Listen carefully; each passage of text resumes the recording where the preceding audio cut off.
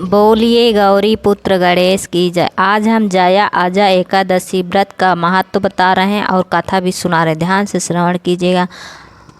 अर्जुन ने कहा, हे पुंडरीकाक्ष, मैंने श्रवण शुक्ल एकादशी अर्थात पुत्रता एकादशी का सविस्तार वर्णन सुना है।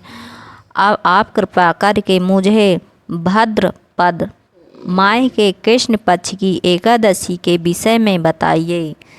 इस एकादशी का क्या नाम है तथा इसके व्रत का क्या विधान है?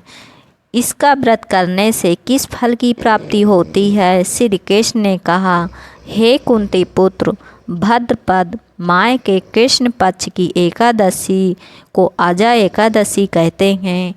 इसका व्रत करने से सभी पाप नष्ट हो जाते हैं तथा इस लोक और परलोक में मदद करने वाली इस एकादशी व्रत के समान संसार में कोई व्रत नहीं है।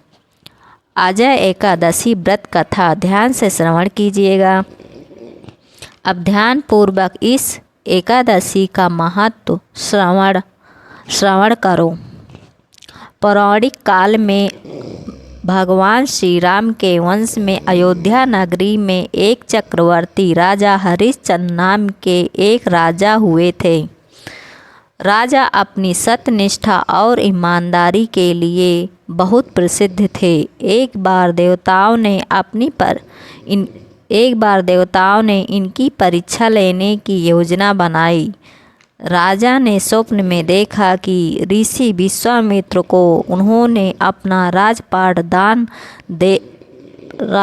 दान कर दिया है। सुबह विश्वामित्र वास्तव में उनके द्वार पर आकर कहने लगे, तुमने स्वप्न में मुझे अपना राजदान कर दिया है। राजा ने सत्यनिष्ठा व्रत का पालन करते हुए संपूर्ण राज्य विश्वामित्र को सौंप दिया।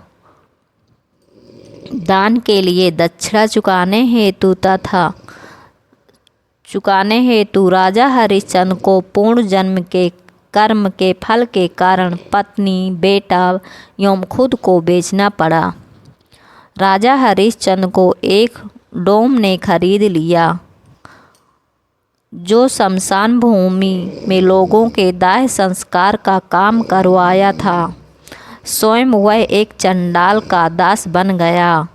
उसने उस चंडाल के यहाँ कफन लेने का काम किया, किंतु उसने इस आपत्ति के कारण भी सत्य का साथ नहीं छोड़ा।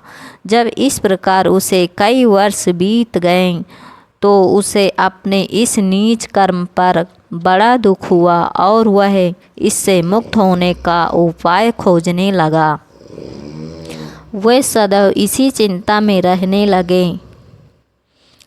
लगा कि मैं क्या करूं, किस प्रकार इस नीच कर्म से मुक्ति पाऊं।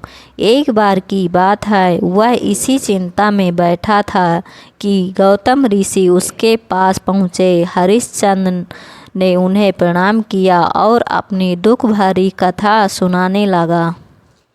राजा हरिश्चंद्र की इस दुख भरी कहानी सुनकर महर्षि गौतम भी अत्यंत दुखी हुए और उन्होंने राजा से कहा, हे राजन, भादो माह में कृष्ण पक्ष की एकादशी का नाम अजय है। तुम उस एकादशी विधान पूर्वक व्रत करो तथा रात्रि में जागरण करो। इससे तुम्हारे सभी पाप नष्ट हो जाएंगे। महर्षि गौतम इतना कहकर अलोप हो गए। अजय नाम की एकादशी आने पर राजा हरिश्चंद्र ने महर्षि के कहे अनुसार विधान पूर्वक उपवास तथा रात्रि जागरण किया। इस व्रत के प्रभाव से राजा के सभी पाप नष्ट हो गए। उस समय स्वर्ग में नगाड़े बजने लगे तथा पुष्पों की वर्षा होने लगी।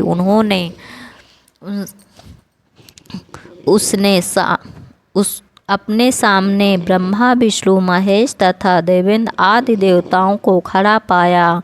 उन्होंने अपने मृतक पुत्र को जीवित तथा अपनी पत्नी को राजसी वस्त्र तथा आभूषणों में परिपूर्ण देखा। व्रत के प्रभाव से राजा को पुनः अपने राज्य की प्राप्ति हुई। वास्तव में एक ऋषि ने राजा की परीक्षा लेने के लिए ये सब कौतुक किया था, परंतु आजा एकादशी के व्रत के प्रभाव से ऋषि द्वारा रची गई सारी माया समाप्त हो गई और अंत समय में हरिश्चंद्र अपने परिवार सहित स्वर्गलोक को चला गया।